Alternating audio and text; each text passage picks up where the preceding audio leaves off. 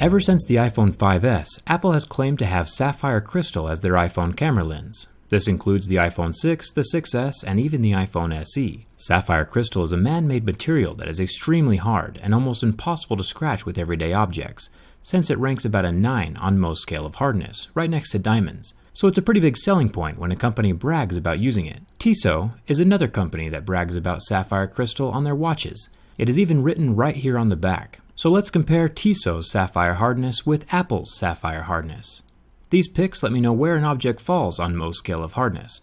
Glass, even tempered glass or Gorilla Glass, will always fall at a 5 or 6. Plastic will be a 2 or a 3, and sapphire will be an 8 or a 9. As you can see from my pics on this watch face, there is absolutely no mark until a Mohs 8 pic leaves the first visible groove. If you remember from my iPhone 7 durability test a few days ago, when I scratched the camera lens of the iPhone 7 with my pics, it left a visible mark at a Mohs 6, which led me to assume that the lens is just regular tempered glass, since it has the same hardness level. It was only after I made the durability video that I noticed Apple still bragging about the sapphire on their iPhone 7.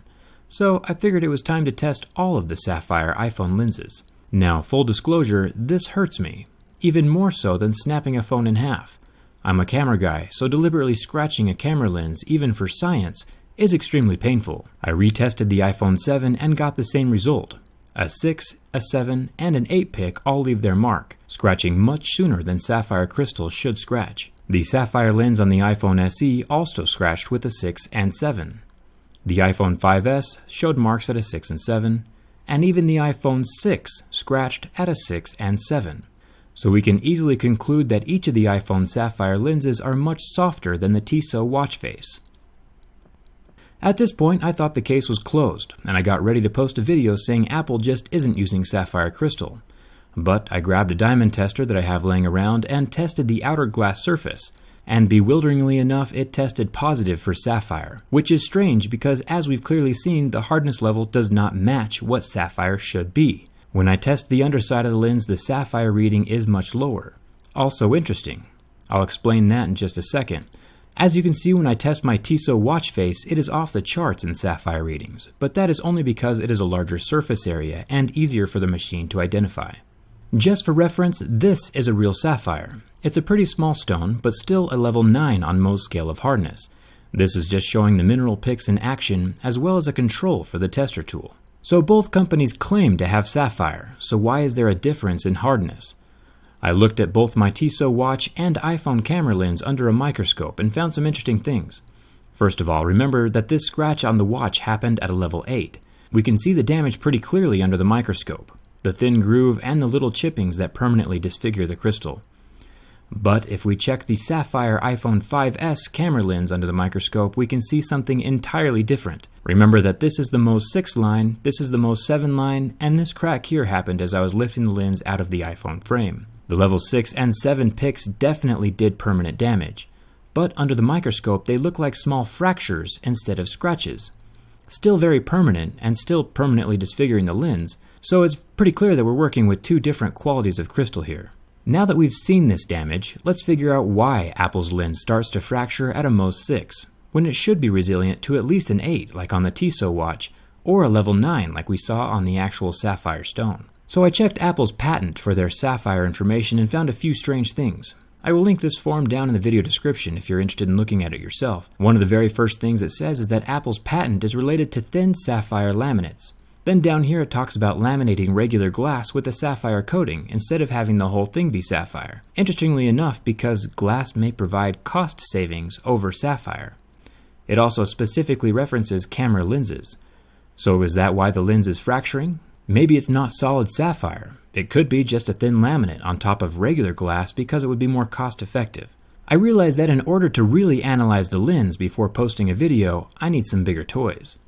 I headed over to a university where they have an XRF machine. X-ray fluorescence is a non-destructive analytical technique used to determine the composition of materials. Remember that this particular machine is only qualitative, not quantitative.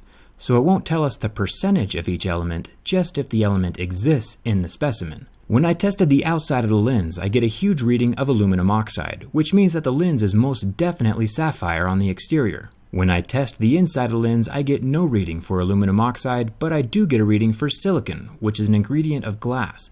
This means that the underside of the lens is made of or coated with glass. But the XRF machine does not tell how thick each side is. So in order to find the thickness of each layer of the lens, I need an even bigger toy. Now this machine is an electron microscope costing close to $1 million. I wish I had one in my basement, but Santa keeps on ignoring my letters. Either way, in this test I have broken the actual iPhone 7 lens out of the phone. And here we are looking at the cross-section of the broken lens. This here is the total lens thickness, and this electron microscope is showing the actual elemental makeup of the lens. Thumbs up for science. The lens was cleaned before analyzing, and this is what we see during the scan. The different colors represent where the different elements are found in the lens. The carbon and silicon are not ingredients of sapphire, only the aluminum oxide. So from this image we can pretty safely assume that the sapphire we are looking at is not pure. There are a pretty hefty amount of contaminants, like the carbon and the silicon. Remember how my diamond detector tool had a lower reading on the inside of the lens? That's because there is a silicon layer that you can see here, but it is incredibly small in proportion to the rest of the lens, so it's pretty much a non-issue. I bet that the inner layer is more to minimize reflection or something minor, because structurally it doesn't seem like it would add any value.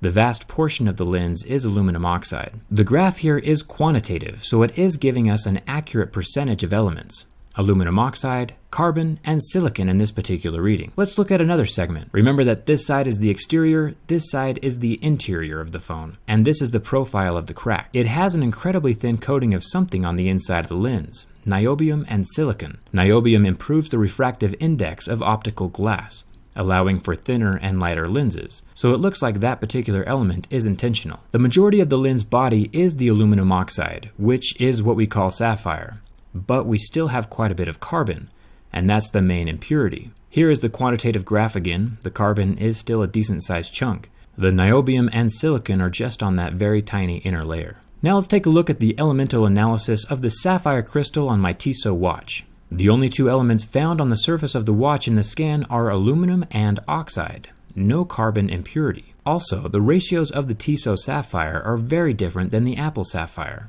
Apple only has a 2 or 3% difference between the aluminum and oxide, and Tissot has an almost 10% difference. Now, I am not a chemist, a geologist, or an engineer. I personally graduated in business. But these numbers sure are interesting between a lens that does fracture and a lens that doesn't. After filming and editing this video, I noticed one of MKBHD's most popular videos, which I will link in the video description. It is about the prototype sapphire screen of the iPhone 6 that he posted a couple years ago. He came to the independent conclusion that it scratched at a 7 on Mohs scale, which, if that prototype was indeed a real piece of Apple sapphire, it does match the same recipe that they are currently using for their camera lens. It makes me wonder if the sapphire screen prototype and the current sapphire camera lens both scratch early. Is the Sapphire Apple Watch made of the same weak recipe? And the bigger question, how impure can your sapphire be and still call it sapphire? In conclusion, just because my results show that the lens scratches earlier than sapphire doesn't mean it's a bad lens. It is still scratch resistant, just like glass is, and the pictures are still great. It's just not as scratch resistant as we all thought it would be. If you like seeing technology reviewed from the inside, hit that subscribe button. My behind the scenes stuff can always be found on my Instagram and Twitter at ZachsJerryRig. Thanks a ton for watching. Hope to see you around.